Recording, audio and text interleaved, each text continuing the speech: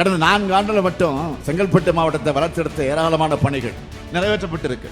சில முத்திரை திட்டங்களை மாத்திரம் நான் தலைப்புச் செய்தியா மட்டும் சொல்ல விரும்புறேன். கிளாம்பாக்கம் கலைஞர் நூற்றாண்டு பேருந்து முனையம் அமைக்கப்பட்டதோடு அங்க 6 ஏக்கர் பரப்பளவுல நீரோற்றோடு கூடிய புதிய பூங்காவும் பயன்பாட்டுக்கு கொண்டு வரப்படுற இருக்கு. செங்கல்பட்டுல 97 கோடி ரூபாய் மதிப்பீட்டில் புதிய பேருந்து நிலையம் அமைக்கும் பணிகள் நடைபெற்று வருது.